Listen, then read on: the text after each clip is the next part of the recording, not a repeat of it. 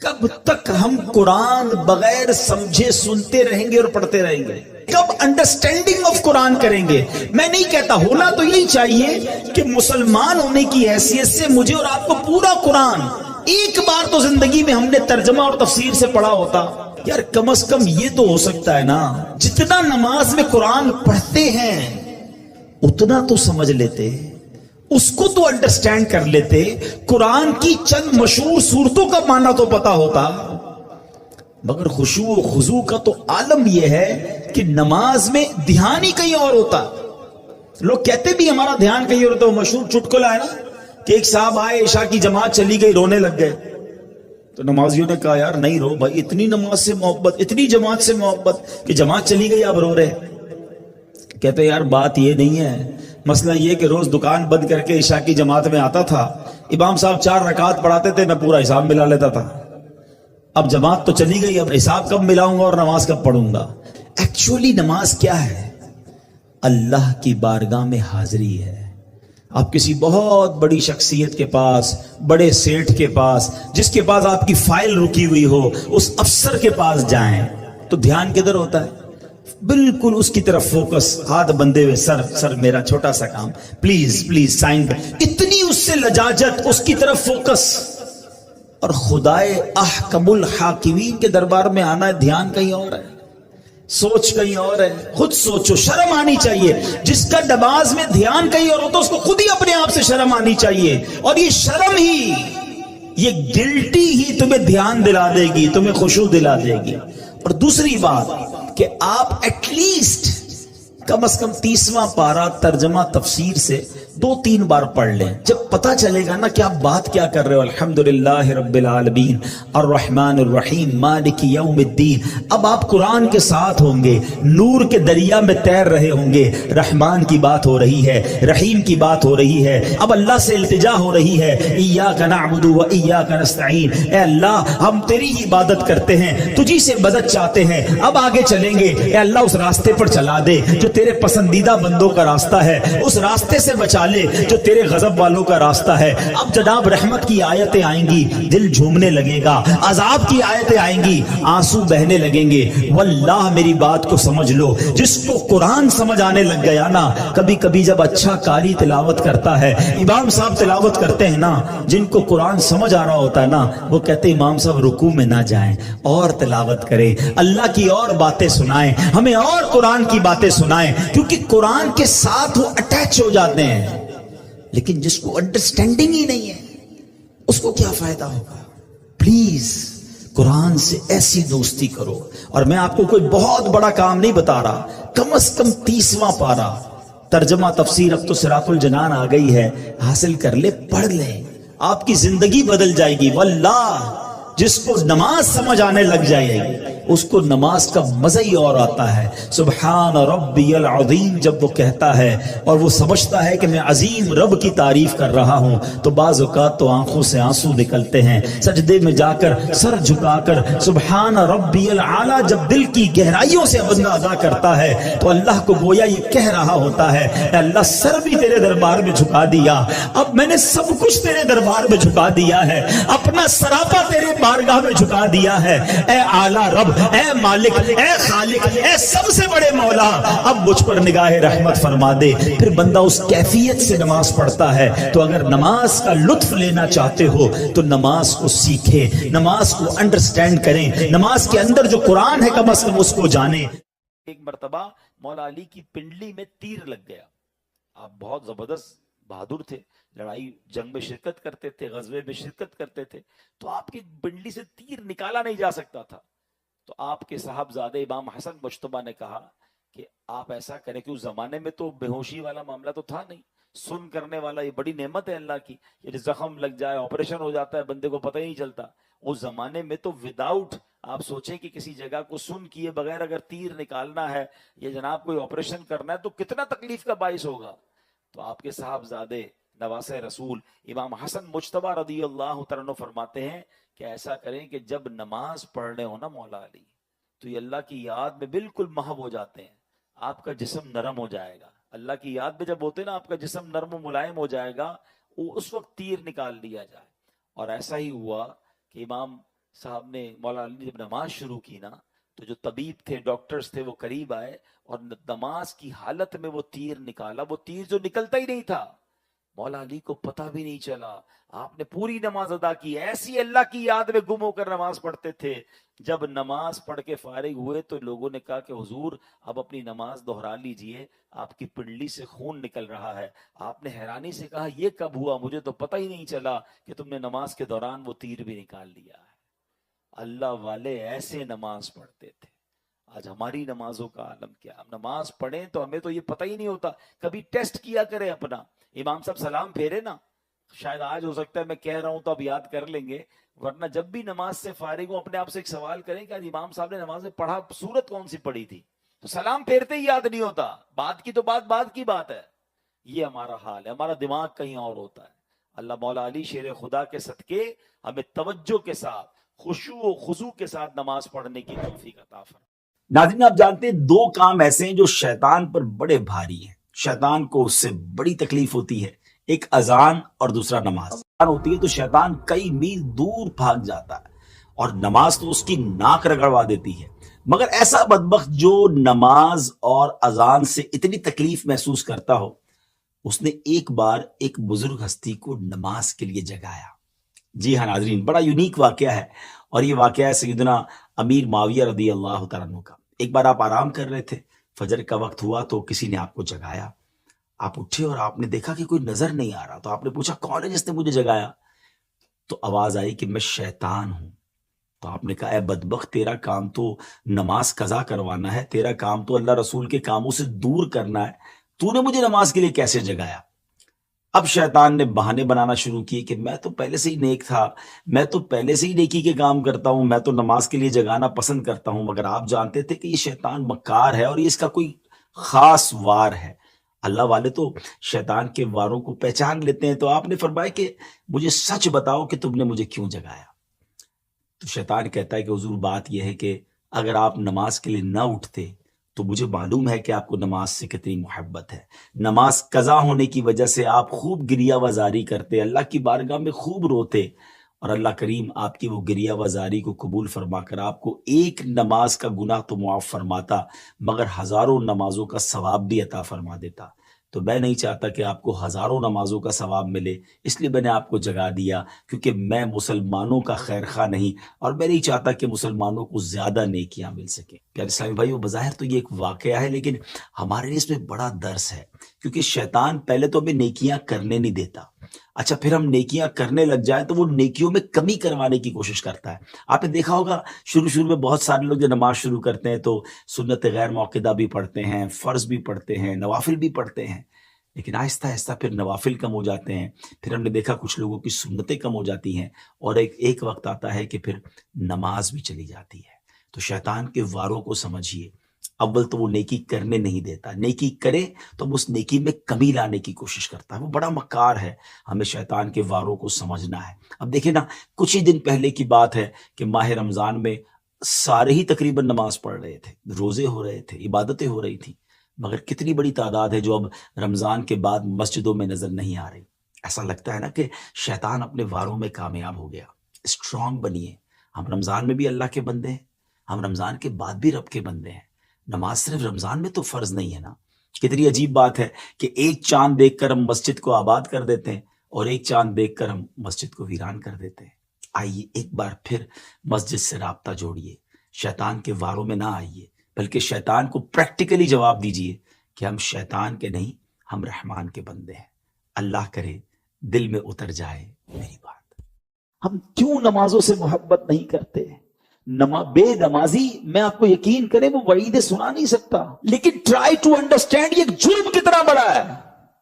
تمہیں پورے دن میں 5 بار اللہ کی بارگاہ میں سر جھکانے کا ٹائم نہیں ملتا. اللہ سے وعدہ کر لو, آج پکی نیت کر لو, کچھ بھی ہو جائے آج کے بعد ہماری کوئی نماز قضا نہیں ہوگی.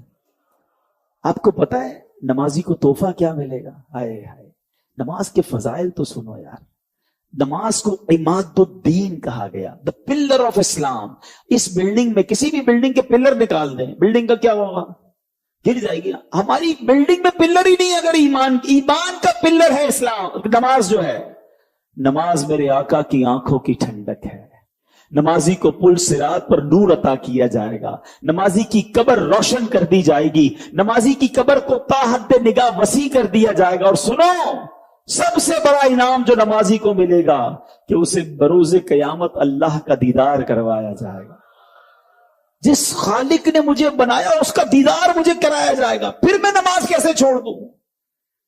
और इसके बरअक्स अशजाउल अकरा, हदीस के अल्फाज में बयान कर रहा हूं, एक गंजा सांप बेनमाजी पर कब्र में मुसल्लत कर दिया जाएगा, जो कयामत तक नमाज न पढ़ने के सबब उसे मारता रहेगा।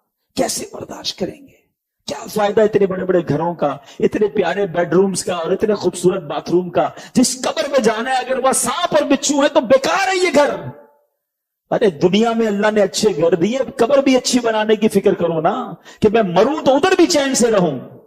तो सबसे पहला फर्ज नमाज है, सबसे पहली बड़ी नेकी नमाज है। लोग कहते हैं वज़ाइफ बताओ, क्या खूबसूरत बात मेरे पीरो मुर्शिद फरमाते मुसलमान मर्द बालिग के लिए सबसे बड़ा वजीफा 5 वक्त की नमाज है।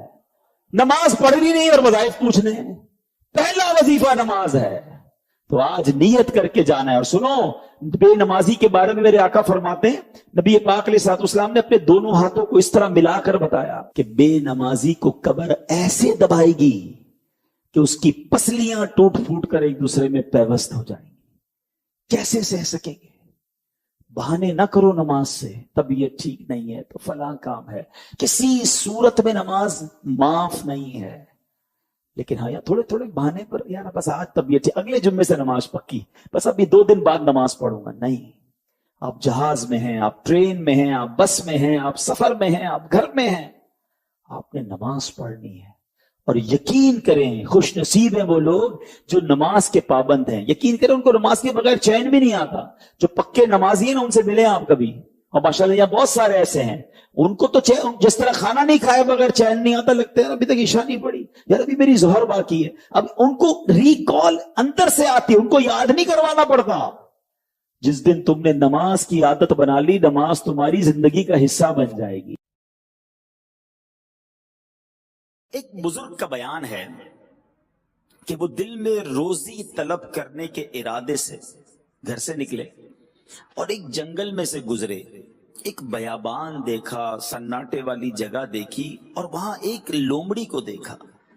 वो लोमड़ी बड़ी फरबा थी, तरोताजा थी, लेकिन कमाल ये था, फ्रेश फील हो रही थी, ताजा फील हो रही थी, मगर ना उसके हाथ पैर थे और ना उसकी आंखें थी, अंधी भी थी। तो ये हैरान हो गए कि जब इसके पैर भी नहीं है, चल नहीं सकती, देख नहीं सकती, तो खाना किधर से आता है? बयाबान भी है, कोई जगह भी नहीं, खिलाने वाला भी कोई नहीं। तो सोचने लगे कि अल्लाह तबारक व तआला ने इसके खाने पीने का इंतजाम क्या किया है, मैं जरा गौर से देखता हूं। अब जनाब दिल में सोच ही रहे थे कि अचानक जमीन शक हुई। जमीन के अंदर से 2 प्याले बरामद हुए, एक प्याला दूध का और एक प्याले में शहद भरा हुआ था। कहा अच्छा, अल्लाह ने ऐसा इंतजाम किया, लेकिन ये पिएगी कैसे? देख भी नहीं सकती, आगे जाकर इसको कैसे पिएगी? अब यही सोच रहे थे कि देखा कि करीब पहाड़ से एक निहायत खूबसूरत बुजुर्ग जो है वो नीचे तशरीफ लाए और उन दोनों प्यालों को उठाया और लोमड़ी के पास ले गए और जाके लोमड़ी को पिला दिया। जब वो नूरानी बुजुर्ग वापस जाने लगे तो ये जो बुजुर्ग थे जो रोजी की तलाश में निकले थे, इन्होंने पकड़ लिया। कहा हजरत ये बताए आप हैं कौन? ये कौन सी ड्यूटी है आपकी कि आप इतना दूर से आए और इस लोमड़ी को ये 2 प्याले पिलाए आपने? तो वो जो बुजुर्ग थे नूरानी चेहरे वाले कहते हैं मैं एक फरिश्ता हूं और अल्लाह करीम ने मेरी ये ड्यूटी लगाई है, ये खिदमत मेरे सिपुर्द की है कि रोज सुबह शाम यहां आऊं और इस लोमड़ी को पेट भर कर ग़िज़ा खिलाऊं। एक लोमड़ी को ग़िज़ा पहुंचाने का इंतजाम ये था।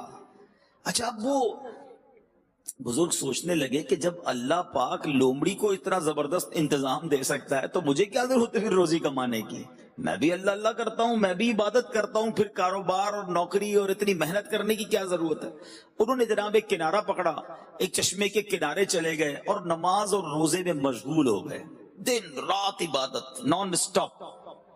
7 दिन गुजर गए। आफ्टर 7 days कोई रिस्क नहीं पहुंचा, कोई खाना लेकर नहीं आया, बिल्कुल निढाल हो गए, नियर टू अनकॉन्शियसनेस, बेहोशी के करीब पहुंच गए। अब जनाब उन्होंने दुआ की कि अल्लाह अपनी रहमत से मुझे भी कोई लुकमाए गिजा इनायत फरमा दे। 7 दिन होने को आए, मुझे अब भूख बर्दाश्त करने की ताकत नहीं है, या फिर मेरी रूह कब्ज फरमा ले। अब अल्लाह तबारक व तआला की तरफ से जवाब मिला कि ऐ मेरे बंदे, अपने हाथ पैर को हरकत दे और रोजी तलब कर, मैं तुझे तेरा रिस्क अता करूंगा। खुद भी खा और मोहताजों को भी खिला। अगर इस हालत में इस पहाड़ पर 70 बरस तक भी बैठा रहा तो मैं तुझे गिजा का एक दाना भी नहीं दूंगा। उस वक्त उन बुजुर्ग की आंखें खुली और पहाड़ से उतरकर तलाशे माश में मसरूफ हो गए। जो कुछ कमाते आधा खुद खाते, आधा गरीबों को खिलाते, मोहताजों को खिलाते। ऐ मेरे बीचे इस्लामी भाइयों, इस वाक़े से हमें सबक क्या मिलता है? 2 बातें मिलती हैं कि अल्लाह पाक ने सबकी रोजी का इंतजाम लिख रखा है, सबका इंतजाम मौजूद है, सब तक रोजी पहुंचती है। और इंसानों के लिए जरूरी क्या ठहरा कि वो कोशिश भी करें, तवक्कुल जरूर करना है, मगर तवक्कुल इस चीज का नाम नहीं है कि बंदा हाथ पे हाथ रख के बैठ जाए कि जनाब घर पे रोजी रोजा हर महीने आ जाएगी। असबाब भी तो अल्लाह करीम ने ही बनाए ना। सुभान अल्लाह। हजरत अनस बिन मालिक फरमाते हैं कि एक बार नबी पाक अलैहिस्सलाम की खिदमत में मैं हाजिर हुआ तो मैंने अर्ज की, या रसूल अल्लाह सल्लल्लाहु अलैहि वसल्लम, मेरे साथ एक ऊंट है, मैं इसे बांध कर अल्लाह पर तवक्कुल करूं या यूं ही छोड़ दूं?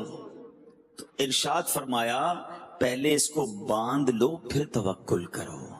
तो ये है तवक्कुल। एक्चुअली आज मैंने और आपने इस मुख्तसर सी सिटिंग में ये समझना है कि तवक्कुल कहते किसको है, what is the meaning of तवक्कुल। बातें तो हम बहुत करते हैं कि भाई मेरा बड़ा तवक्कुल है अल्लाह पर। तवक्कुल क्या है? तवक्कुल के बारे में सैयदी आला हजरत इमाम अहले सुन्नत फतावा रज़विया में लिखते हैं, तवक्कुल तर्के असबाब का नाम नहीं है कि बंदा सारे असबाब ही छोड़ दे, बल्कि एतमाद अलल असबाब का तर्क है। थोड़ा सा फर्क है इसमें। मिसाल के तौर पे कोई बंदा ये कहे कि जनाब पैसे होंगे ना तभी सारे काम होंगे। मेरी दुकान की हिफाजत इसलिए होती है कि मैंने बड़ा जबरदस्त ताला लगाया हुआ है, मैंने 2 गार्ड भी बिठाए हुए हैं, मैंने जनाब अपनी ऑफिस या अपनी फैक्ट्री पे आग बुझाने के आले ऐसे लगा दिए हैं कि अब आग बिगाड़ नहीं सकती कुछ। ये क्या हुआ? ये यकीन ये हो गया कि ये असबाब की वजह से हो रहा है। पैसे हैं तो हो रहा है, ताले हैं तो हिफाजत हो रही है। नहीं, ताले लगाने हैं, आग बुझाने का इंतजाम भी करना है, रोजी भी कमानी है, मगर अल्लाह चाहेगा तो हिफाजत होगी।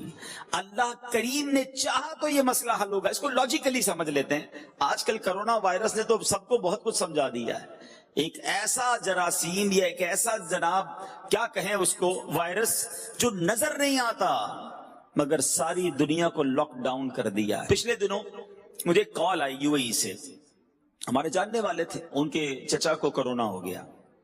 उन्होंने कहा कि अब्दुल हबीब भाई कोई भी हॉस्पिटल, उस वक्त कराची की पोजीशन बड़ी डिजास्टर थी और हॉस्पिटल फुल थे, कोई भी हॉस्पिटल हो आप किसी तरह इनके लिए इंतजाम कर दें। मैं उनको जानता हूं, वो 1-2 करोड़ रुपए भी खर्च कर सकते थे, उनके लिए पैसा कोई चीज नहीं था, मगर बेबसी नजर आ रही थी और अगले 2-3 दिनों में उनका इंतकाल हो गया।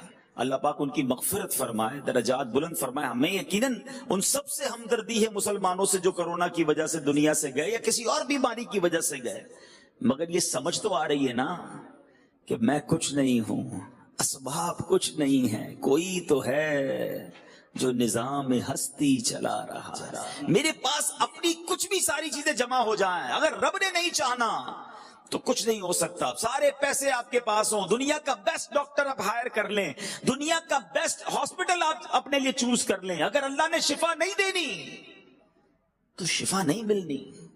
और गरीब है, फकीर है, पैसे भी नहीं है और कैंसर जैसे मर्ज में मुब्तला हो गया है, मेरे रब ने चाहना है तो रात बीमार सोता है, सुबह सेहतियाब हो जाता है, वो बगैर दवाई के शिफा अता फरमा देता है। तो दैट इज तवक्कुल कि असबाब जरूर कीजिए मगर ये ना समझिए कि अब असबाब हो गए तो काम अपना हो गया है।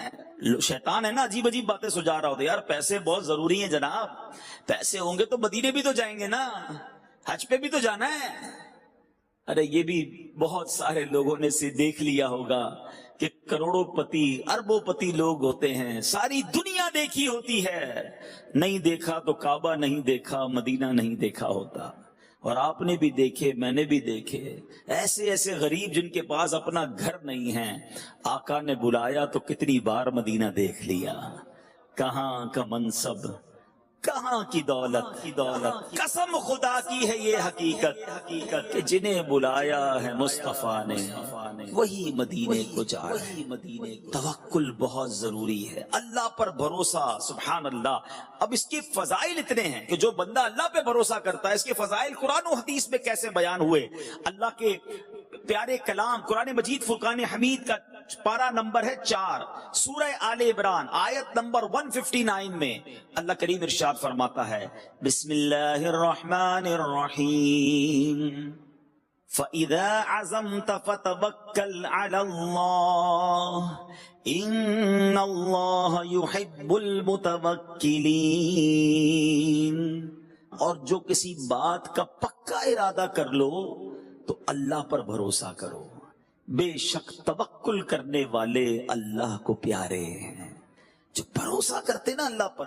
प्रॉब्लम पता है क्या हो गया है, आज के इस मादी दौर में हमें बहुत सारी चीजों पर भरोसा है, हमें सब पर भरोसा है, कहते नहीं मगर हाल यह है कि रब पर भरोसा नहीं है।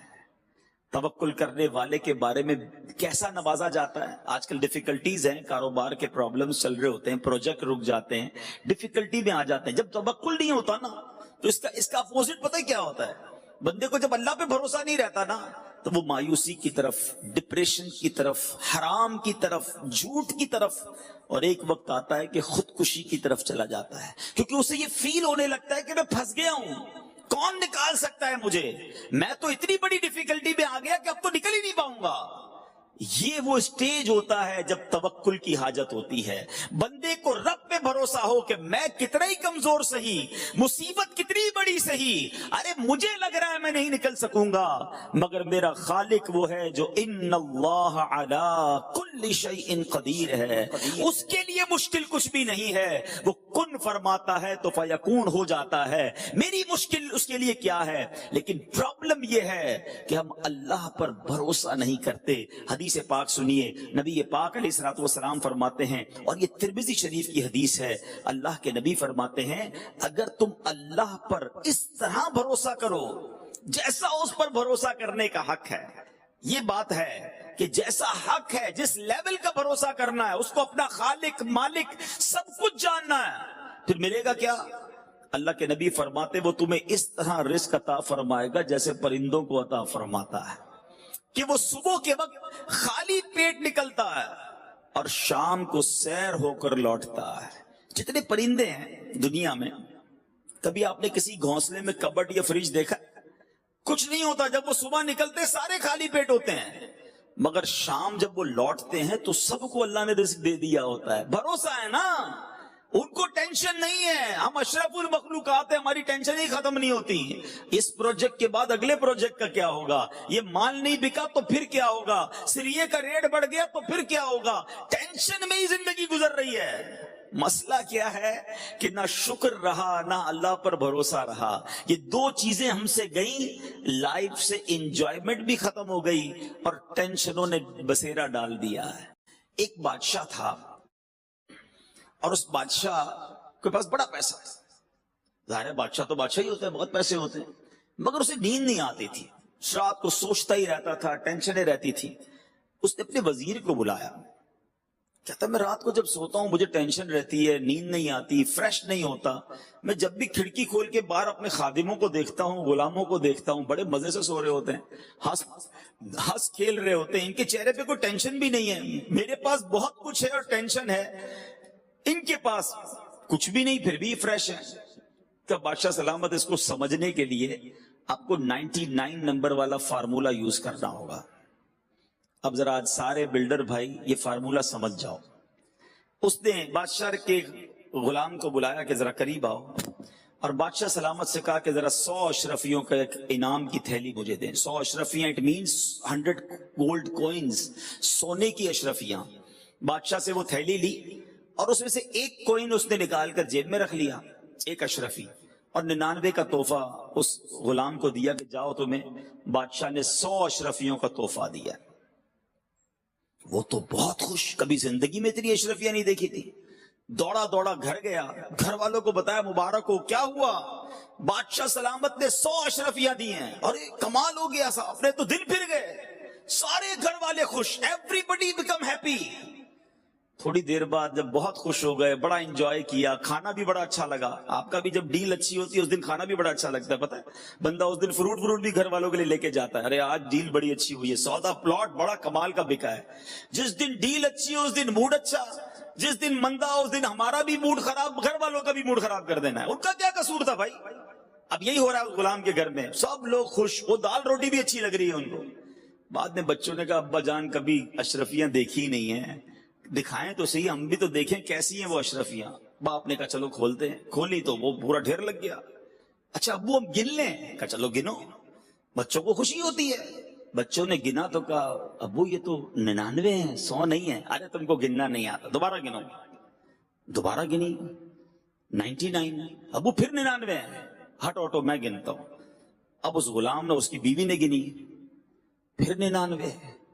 ایک کدھر گئی؟ بادشاہ سلامت کے دربار سے تو پوری ملی ہوں گی. اب بیوی کہتی تم سے سنبھلتی نہیں کوئی چیز, اتنی بڑا تحفہ ملا تو یہ تھیلی نہیں سنبھال سکے. اتنی قیمتی ایک اشرفی کی قیمت پتہ ہے تمہیں؟ کبھی زندگی میں دیکھی تھی؟ وہی گرا کے آ گئے. اور بیٹی کہتی نہیں امی ابو یہیں کسی دراز کے نیچے, کبٹ کے نیچے گر گئی ہوگی.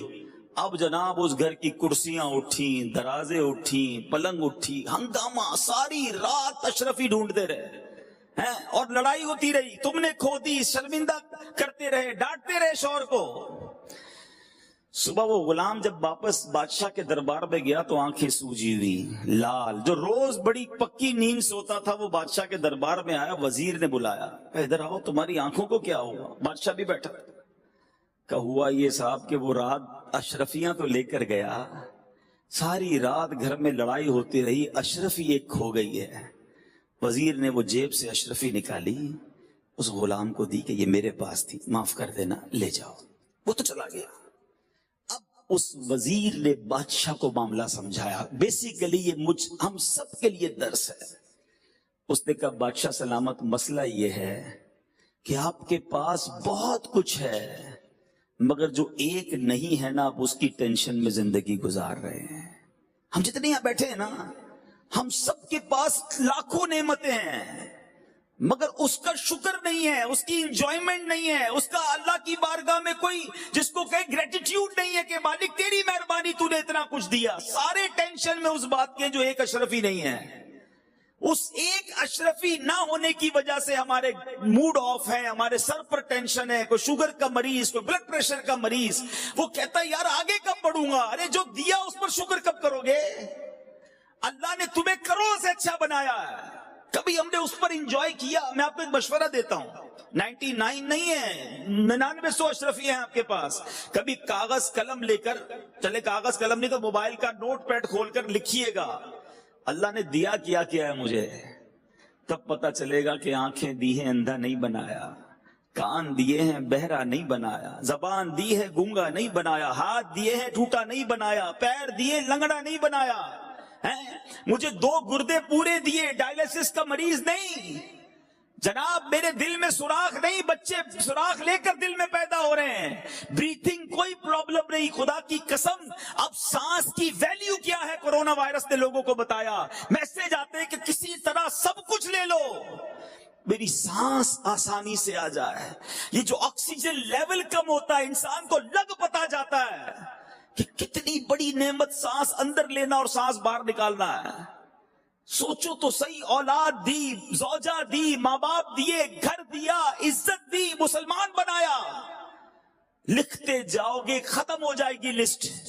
اللہ نے اتنا کچھ دیا, پھر بھی چین نہیں ہے, پھر بھی شکر نہیں ہے, پھر بھی توکل نہیں ہے.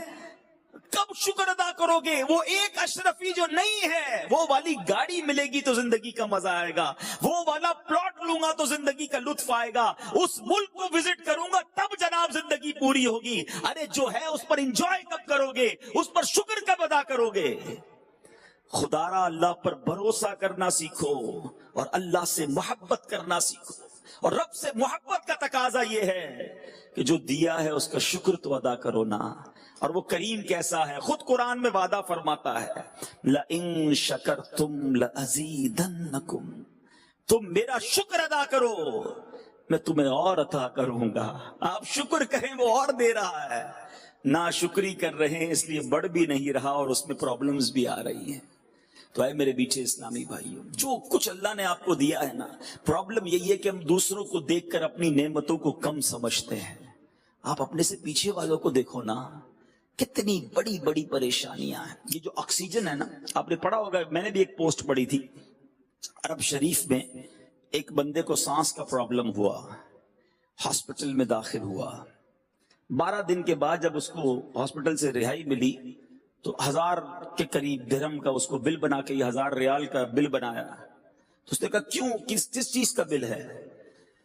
کہ 12 دن آپ نے آکسیجن لی ہمارے ہاسپٹل میں، آپ کو 1000 ریال پے کرنے۔ وہ بندہ رونے لگا، 72 ایئرز ایج تھی، بہت مالدار تھا۔ ہاسپٹل والے ڈر گئے، کہتے اگر بل زیادہ لگا تو ہم کم کر دیتے، روئیں تو نہ۔ کہتے میں اس لیے نہیں رو رہا، میرے پاس پیسے بہت ہیں۔ تم نے 12 دن آکسیجن لگائی اور 1000 ریال بل بنا دیا ہے۔ میں 72 سال سے آکسیجن فری اللہ کی طرف سے استعمال کر رہا ہوں۔ کتنا بڑا مقروض ہو گیا میں اللہ کی بارگاہ میں۔ شکر ادا کیا کبھی؟ کیا کہتے ہیں، آکسیمیٹر آج کل لوگ لگا رہے ہیں نا کہ یار آکسیجن پوری آ رہی ہے کہ نہیں آ رہی ہے۔ یہ کبھی سوچا تھا کہ مجھے اور آپ کو یہ چیک کرنا پڑے گا؟ ساری زندگی آکسیجن لیتے رہے، یوز کرتے رہے، اللہ کا شکر کب ادا کیا؟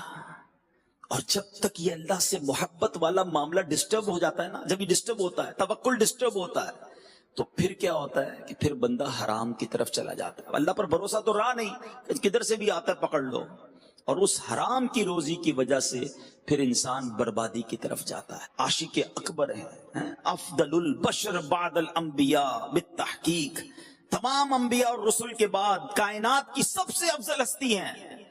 غلام نے دودھ پیش کیا، آپ نے دودھ پیا۔ غلام نے عرض کی حضور میں جب بھی آپ کے سامنے کوئی چیز لاتا تھا آپ ہمیشہ پوچھتے تھے کدھر سے لائے ہو، آج پوچھا نہیں آپ نے؟ فرمایا جلدی بتاؤ کہاں سے لائے ہو؟ کہ حضور مسئلہ یہ تھا کہ میں زمانہ جاہلیت میں نے ایک بیمار پر منتر پڑھ کر پھونکا تھا، آج اس بندے نے مجھے اس کے بدلے یہ دودھ دیا ہے۔ اللہ اکبر۔ صدیق اکبر رضی اللہ عنہ کو پتا چلا کہ جو دودھ مجھے پلایا اس نے تو حرام طریقے سے لیا ہے۔ اب آپ نے کیا کیا؟ آپ، حالانکہ آپ کی اس میں غلطی نہیں تھی، معلوم بھی نہیں تھا، مگر آپ نے اپنے منہ میں انگلی ڈالی اور کہہ کی دودھ نکالا، اور پھر اللہ کی بارگاہ میں بڑی عاجزی کے ساتھ عرض کی یا اللہ جس پر میں قادر تھا وہ میں نے کر دیا، اس دودھ کا تھوڑا حصہ جو میری رگوں میں رہ گیا اے اللہ اسے اب تو معاف فرما دے۔ یہ تقویٰ ہے اللہ والوں کا کہ کوئی ذرہ بھی حرام کا ہماری روزی میں شامل نہ ہو، ہماری غذا میں شامل نہ ہو۔ اے میرے بلڈر بھائیوں، تعمیرات کرنے والوں، آپ کو اللہ پاک نے بڑا مرتبہ دیا ہے، اگر سچے طریقے سے آپ کام کریں تو یہ کوئی چھوٹا کام نہیں ہے۔ سنو، ایک بار نبی پاک علیہ الصلوۃ والسلام کی بارگاہ میں کچھ لوگ حاضر تھے۔ ایک شخص نے عرض کی یا رسول اللہ صلی اللہ تعالی علیہ وسلم میں سلائی کا کام کرتا ہوں۔ نبی پاک نے فرمایا اگر دیانت داری کے ساتھ کام کرو گے تو حضرت ادریس کے ساتھ جنت میں داخل ہوگے۔ ایک شخص نے کہا حضور میں معمار ہوں۔ سنو بلڈروں، تعمیر کرنے والوں، وہ بھی بلڈر تھا، گھر بنانے والا تھا، کہتا حضور میں گھر بناتا ہوں، معمار ہوں، بلڈر ہوں۔ نبی پاک نے فرمایا اگر تو نے صحیح طریقے سے ایمانداری سے کام کیا نا تو حضرت ابراہیم علیہ السلام کے ساتھ جنت میں داخل ہوگا۔ حضرت ابراہیم نے کعبے کی تعمیر کی تھی نا. اے گھر بنانے والوں, عمارتیں بنانے والوں, سچ بولنا, دھوکہ نہ دینا, اسی کاروبار سے انشاءاللہ جنت میں پہنچ جاؤ گے. اللہ کے حبیب نے فرمایا اگر ایمانداری سے کام کرو گے تو حضرت ابراہیم کے ساتھ جنت میں داخل ہوگے. آگے سنو, تجارت کرنے والے بیٹھے ہیں, بزنس کمیونٹی کے لوگ یہاں بیٹھے ہیں اور مجھے مدنی چینل پر بعد میں سنیں گے. اللہ کے حبیب علیہ الصلوۃ والسلام سے ایک شخص نے عرض کی حضور میں تجارت کرتا ہوں, بزنس مین ہوں. نبی پاک علیہ الصلوۃ والسلام نے فرمایا اگر تو نے ایمانداری سے کام کیا تو میرے ساتھ جنت میں داخل ہوگا. تو یہ ہے اسلام, ڈسکریج نہیں کرتا کاروبار کرنے کو, پیسے کمانے کو, لیکن سچ بول کر کریں نا. جھوٹ بول کر, دھوکہ دے کر کسی طرح بس پیسے آ جائیں, گاہک کا بیڑا گرک ہو, کسٹمر کو خراب مال ملتا ہو تو مل جائے, اپنی بکنگ ہونی چاہیے, اپنا سودا بکنا چاہیے. یہ ایک بار کر لو گے, دو بار کر لو گے. اچھا بزرگ اور جو سینئر لوگ بیٹھے میری بات کو سیکنڈ کریں گے کہ جو سچ بولتا ہے, پراپر چیز دیتا ہے. میں ایسے بلڈروں کو بھی جانتا ہوں بتاتے کم ہے دیتے زیادہ ہیں. پہلے بتائیں گے یہ چیزیں ہوں گی, اس سے اچھی لگا کر دیں گے. ان کا کاروبار کم نہیں ہوتا, ان کو لوگ پہلے سے بکنگ کروا رہے ہوتے ہیں. سچ کو آنچ نہیں ہے. آپ ایک بار گاہک کا نقصان کر لیں گے, آپ ایک بار دھوکہ دے دیں گے, لیکن جو سچا سودا بیچتا ہے, کھرا سودا بیچتا ہے, تھوڑا نفع رکھتا ہے, گاہک کو جناب سپورٹ کرتا ہے, اس کی جناب پروجیکٹس میں لائن لگی ہوئی, اس کا نام بن جاتا ہے, اس کا برانڈ بن جاتا ہے. اٹ مینز کہ جب سچے کو دنیا میں اتنا فائدہ ہو رہا ہے تو انشاءاللہ جنت میں بھی وہ جائے گا, اس کو وہاں بھی فائدے ملیں گے. ایک اور حدیث پاک ہے نا, نبی پاک علیہ الصلوۃ والسلام فرماتے ہیں سچا امانت دار تاجر قیامت کے دن صدیقین, شہداء اور صالحین کے ساتھ اٹھایا جائے گا, انبیاء کے ساتھ اٹھایا جائے گا. حدیث پاک کا مضمون تو یہ کیا ہے, کسی مفتی صاحب کے فضائل تو میں بیان نہیں کر رہا, لیکن سچ بولنا ہے, دھوکہ نہیں دینا ہے, اللہ پر بھروسہ رکھو. آپ سچ, آپ کو شیطان کیا خیال دلوائے گا, یار اب مارکیٹ میں ایسا دور ہی نہیں رہا, میں سچ بولوں گا میرا سودا ہی نہیں بکنا ہے. سارے ہی جناب بتاتے کچھ ہیں, دیتے کچھ ہیں, کیٹلاگ کسی اور طرح کا ہوتا ہے, سودا کچھ اور ہوتا ہے. نہیں جناب یہ کرنا پڑتا ہے. آپ پھر توکل کدھر گیا, وہی تو میرا بیان ہے نا, بھروسہ کدھر گیا, ایمان کدھر گیا, کہ سب غلط کر رہے ہیں تو میں بھی غلط کروں گا تو ہی میرا مال بکے گا. نہیں, ایک بات آج ذہن میں بٹھا لیجئے, جو میرے نصیب میں ہے وہ مجھ سے کوئی چھین نہیں سکتا, اور جو میرے نصیب میں نہیں وہ مجھے کوئی دے نہیں سکتا. تو جو آپ کے مقدر میں نا وہ آپ کے گھر تک پہنچے گا. آپ صبر تو کریں, سچ بولیں, دھوکہ نہ دیں, حلال کا ذہن رکھیں. اور سبحان اللہ, حلال روزی کدھر پہنچاتی ہے انسان کو. حضرت سعد بن نبی وقاص رضی اللہ تعالیٰ عنہ نے ایک بار نبی پاک سے ایک سوال کیا. سوال سنیے گا, شاید یہ آپ سب کے دل کا سوال ہوگا. عرض کرتے حضور میں مستجاب الدعوات بننا چاہتا ہوں. What is the meaning of مستجاب الدعوات؟ مستجاب الدعوات وہ ہوتا ہے کہ جو دعا کرے وہ دعا قبول ہو جائے. آپ سارے بھی بننا چاہتے ہیں نا. اب اللہ کے نبی علیہ الصلوۃ والسلام نے, آخری نبی علیہ الصلوۃ والسلام نے کوئی لمبی چوڑی لسٹ نہیں دی کہ اے سعد اتنے روزے رکھو, اتنے سجدے کرو, اتنے مجاہدات کرو, تمہاری دعائیں قبول ہونا شروع ہو جائیں گی. نہیں, نبی پاک نے ایک جملے میں جواب دے دیا. فرمایا اے سعد اپنی غذا پاکیزہ کر لو تم مستجاب الدعوات بن جاؤ گے. That's it. روزی سچی, غذا پکی, حلال. اللہ کے بندے کس طرح اللہ پر بھروسہ کرتے اور اپنے بچوں کو بھی توکل سکھاتے تھے. آج تو ہم نے اپنے بچوں کی بھی ٹریننگ کی, بیٹا دیکھ پیسہ ہوگا تو کامیاب ہوگا, دنیا میں پیسے کے علاوہ کچھ نہیں ہے. جب آپ اپنے بچوں کو, اپنے جونیئرز کو یہ ٹرین کرتے ہیں نا تو خود غرضی پیدا ہو جاتی ہے. آج کوئی کسی کو قرضہ نہیں دیتا ہے, قرضے پہ بھی سود لینا ہے, یار پیسے پہ پیسہ ملے گا تو دوں گا, کیونکہ رحم دلی ختم ہو گئی نا. مائنڈ سیٹ یہ بن گیا کہ پیسہ ہی ہوگا تو سب کچھ ہوگا. پہلے تو یہ ذہن سے نکال دو, اگر پیسے سے ہی خوشیاں ملتی ہوتی تو کوئی امیر پھر غم زدہ نہ ہوتا, کسی امیر کو کوئی ٹینشن ہی نہ ہوتی. ہم تو دعوت اسلامی کا شعبہ یہی رکھتے ہیں, بزنس کمیونٹی اور پرسنالٹی سے ملتے. یقین کریں آپ بھی یہاں بیٹھے ہیں, آپ کو بھی تجربہ ہوگا, بڑے بڑے مالدار جب اکیلے میں مل کر اپنی پوزیشن بتاتے ہیں, اپنے مسائل بتاتے ہیں, تو بندہ حیران ہو جاتا ہے کہ یار اتنا دکھی ہے, اس کے گھر میں اتنے مسائل ہیں.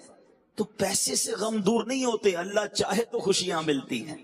حضرت احمد بن حرب رحمت اللہ تعالی، اپنی آخری بات کر کے گفتگو ختم کرتا ہوں تاکہ ہم خود بھی توکل کریں، اپنے بچوں کو بھی توکل سکھائیں۔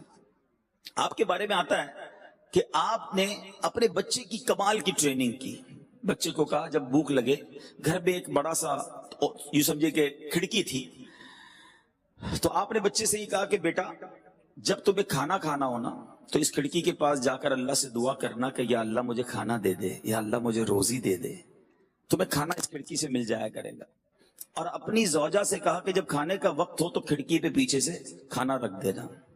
بیٹا روز جاتا، کھانے کا وقت ہوتا کہ یا اللہ مجھے کھانا دے دے، بیوی ان کی والدہ جو تھی وہ پیچھے سے تھالی رکھ دیتی، وہ کھانا اٹھاتا۔ اس کو بچپن سے یہ فیل کروایا جا رہا تھا کہ روزی دینے والی ذات رب کائنات کی ہے۔